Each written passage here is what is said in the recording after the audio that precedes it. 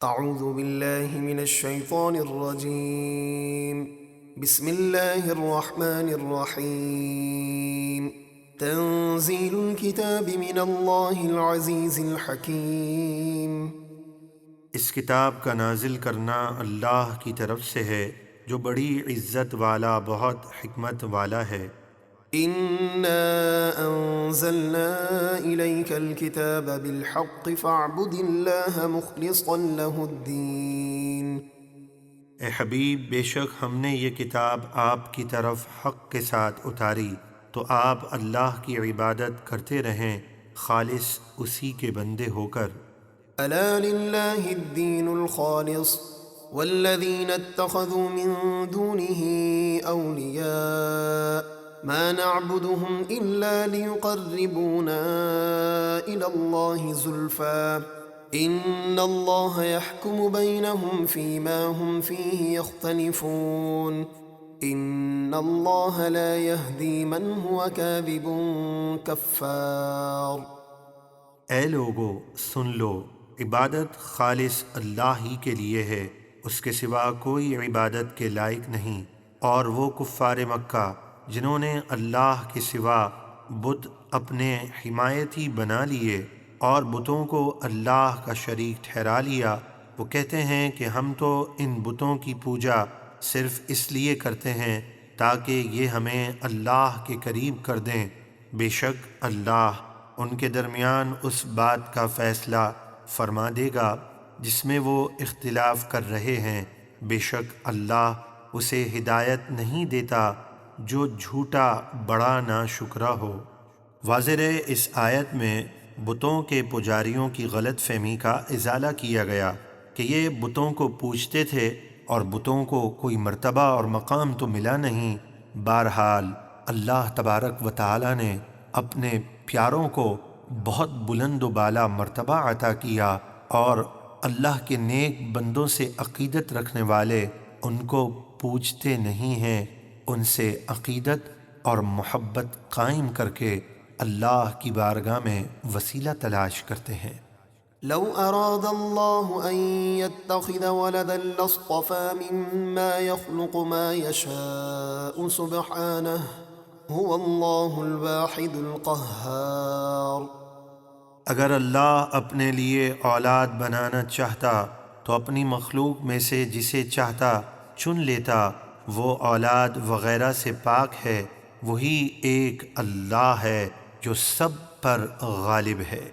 خلق السماوات والأرض بالحق يكور الليل على النهار ويكور النهار على الليل وسخر الشمس والقمر كل يجري لأجل مسمى ألا هو العزيز الغفار۔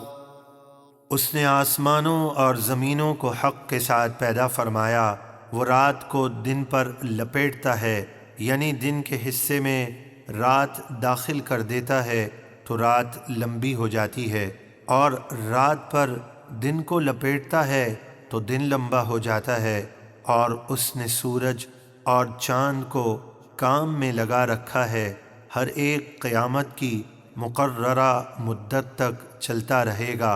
سن لو، وہی عزت والا بہت بخشنے والا ہے۔ خلقكم من نفس واحدة ثم جعل منها زوجها وأنزل لكم من الأنعام 8 أزواج يخلقكم في بطون أمهاتكم خلقا من بعد خلق في ظلمات 3 ذلكم الله ربكم له الملك لا الہ الا هو فأنا تصرفون۔ اس نے تم سب کو ایک جان یعنی آدم علیہ السلام سے پیدا فرمایا، پھر اسی آدم سے اس کی زوجہ حوا کو پیدا فرمایا، اور تمہارے لیے چوپایوں میں سے 8 جوڑے اتارے، یعنی اونٹ، گائے، بھیڑ اور بکری کے نر اور مادہ۔ وہ تمہیں تمہاری ماؤں کے پیٹ میں 3 اندھیریوں میں ایک طرح کی پیدائش کے بعد دوسری طرح پیدا کرتا ہے، یعنی انسان اپنی پیدائش میں مختلف مراحل سے گزرتا ہے۔ پہلے نطفہ ہوتا ہے، پھر جمع ہوا خون، پھر گوشت کی صورت اختیار کرتا ہے، پھر روح پھونکی جاتی ہے۔ یہ بڑی قدرتوں والا اللہ تمہارا رب ہے، ہر جگہ اسی کی بادشاہی ہے، اس کے سوا کوئی معبود نہیں، پھر تم کہاں پھرے جاتے ہو؟ یعنی اے کافروں، اللہ کے بجائے بتوں کی عبادت کیوں کرتے ہو؟ إن تكفروا فإن الله غني عنكم ولا يرضى لعباده الكفر وإن تشكروا يرضه لكم ولا تزر وازرة وزر أخرى ثم إلى ربكم مرجعكم فينبئكم بما كنتم تعملون إنه عليم بذات الصدور۔ اے لوگو، اگر تم ناشکری کرو تو بے شک اللہ تم سے بے نیاز ہے، اسے تمہاری عبادت اور فرمانبرداری کی کوئی حاجت نہیں، اور وہ اپنے بندوں کی ناشکری کو پسند نہیں فرماتا، اور اگر تم شکر کرو تو اللہ اسے تمہارے لیے پسند فرماتا ہے، اور کوئی گناہ کا بوجھ اٹھانے والی جان کسی دوسرے کے گناہ کا بوجھ نہ اٹھائے گی۔ پھر تم سب کو اپنے رب ہی کی طرف لوٹنا ہے، تو وہ تمہیں تمہارے سب کام بتا دے گا جو تم دنیا میں کیا کرتے تھے، بے شک وہ دلوں کی باتوں کو خوب جانتا ہے۔ وَإِذَا مَسَّ الْإِنسَانَ ضُرٌّ دَعَا رَبَّهُ مُنِيبًا إِلَيْهِ ثُمَّ إِذَا خَوَّلَهُ نِعْمَةً مِّنْهُ نَسِيَ مَا كَانَ يَدْعُو إِلَيْهِ مِن قَبْلُ وَجَعَلَ لِلَّهِ أَندَادًا لِّيُضِلَّ عَن سَبِيلِهِ قُلْ تَمَتَّعْ بِكُفْرِكَ قَلِيلًا إِنَّكَ مِنْ أَصْحَابِ النَّارِ۔ اور جب انسان کو کوئی تکلیف پہنچتی ہے تو وہ اپنے رب کو پکارتا ہے اسی کی طرف جھکتے ہوئے، پھر جب اللہ اسے اپنے پاس سے کوئی نعمت عطا فرما دے تو وہ اس تکلیف کو بھول جاتا ہے جس کے لیے پہلے اللہ کو پکارتا تھا، اور اللہ کے لیے بتوں کو شریک ٹھہرانے لگتا ہے تاکہ دوسرے لوگوں کو بھی اللہ کے راستے سے بہکا دے۔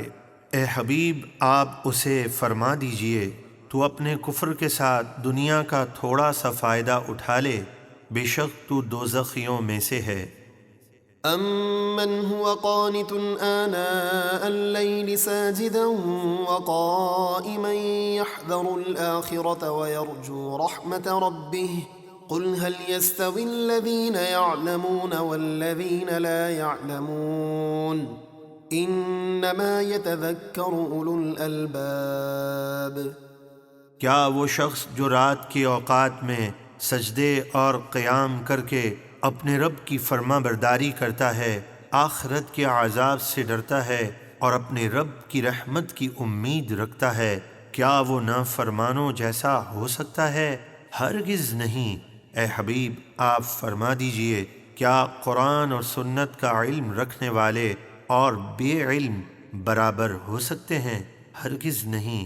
نصیحت تو عقل والے ہی قبول کرتے ہیں۔